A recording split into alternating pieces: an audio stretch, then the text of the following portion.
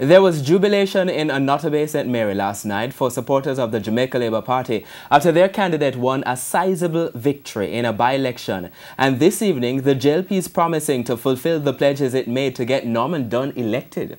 The victory means the governing Jamaica Labour Party has a 3-seat margin in the House of Representatives, up from 1. It's also left the opposition considering what it could have done differently. This evening, the two camps are responding. First up, the victors. TVJ's Andrea Chisholm reports. A walk of victory through Nottoway in southeast St. Mary. When I say argument, you say. When I say argument, you say. The JLP's Dr. Norman Dunn defeated the PNP's Dr. Shane Alexis by 937 votes to represent Southeast St. Mary, allowing the government to now have a 3-seat majority in the House of Representatives and placing pressure on opposition leader Dr. Peter Phillips. The only thing that was in question in this election was whether or not someone who is not a Jamaican could sit in our parliament. That was the referendum on question. Celebrations aside, the government is promising to improve the living conditions of people in the constituency. Sections of Nottoway, for example, are threatened by the sea.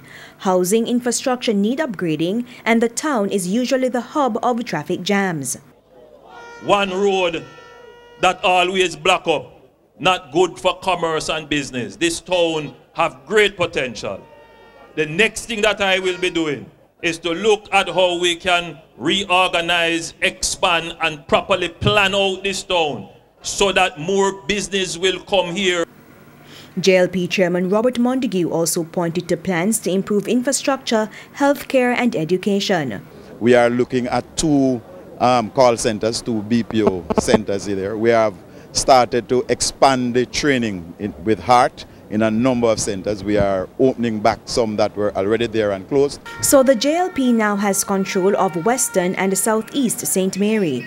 No doubt the party will be keeping an eye on Central St. Mary, which is now controlled by the PNP's Dr. Maurice Guy. Andrea Chisholm, TVJ News.